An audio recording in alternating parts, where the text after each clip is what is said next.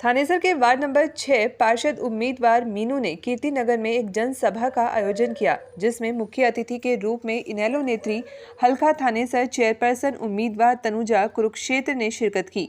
वहां पर बड़ी संख्या में महिलाएं उपस्थित थी और महिलाओं ने इनेलो नेत्री तनुजा को समस्याओं के बारे में बताया और कहा, यहाँ पर कीर्ति नगर से सभी भेदभाव करते हैं, यहाँ पर सफाई कर्मचारी नहीं आता, हमारे सभी के राशन कार्ड काट दिए गए हैं, कई बुजुर्गों की पेंशन भी काट दी गई है, नाले भरे पड़े रहते हैं, सड़कें टूटी हुई हैं।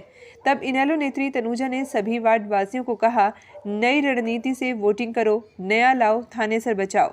पूरे शहर में एक ही आदमी कई सालों से राज कर रहा है और ऐसा ही हमारे वार्डों में हो रहा है, जहां पर कोई 5 साल, कोई 10 साल, कोई 15 साल से पार्षद है, फिर भी शहर का और किसी भी वार्ड का कोई सुधार नहीं है।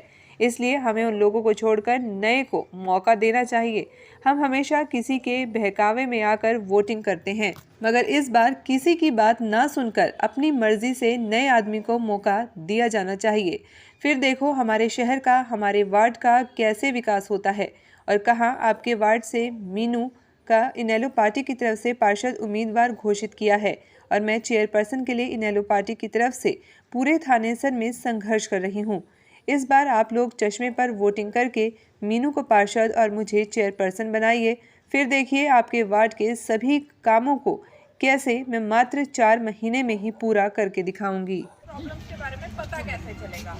घर हमारा भी यही है, दिक्कतें हमें बहुत सारी तो पता है, लेकिन बहुत सारी ऐसी दिक्कतें भी तो हैं जो हमें पता नहीं है, जिनको आप सिर्फ फेस कर रहे हो। हमारा एरिया वहाँ तक का हो गया, हमें यहाँ पता ही नहीं यहाँ हो क्या रहा है, यहाँ के बारे में कौन बताएगा? आप लोग हमें बताएंगे।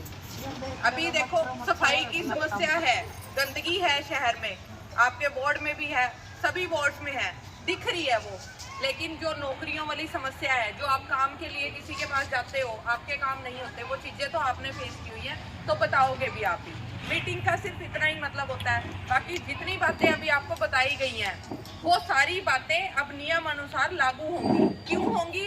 क्योंकि पहले हमने चेयरपर्सन को कभी बनाया ही नहीं, हमारे पास ये मौका आया ही नहीं कभी।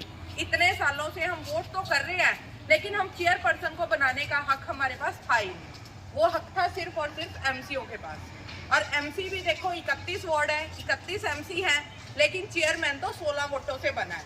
अब वो 16 एमसीओ ने दिए हैं, उसमें हमारे वार्ड का एमसी हो भी सकता है और नहीं भी हो सकता। हमें नहीं पता गलत कौन है और सही कौन है, लेकिन हमारे लिए जो सही चीज हुई है वो ये हुई है, आपकी बारी 31 एमसी नहीं वोट करेंगे, 1.5 लाख पब्लिक वोट करेगी।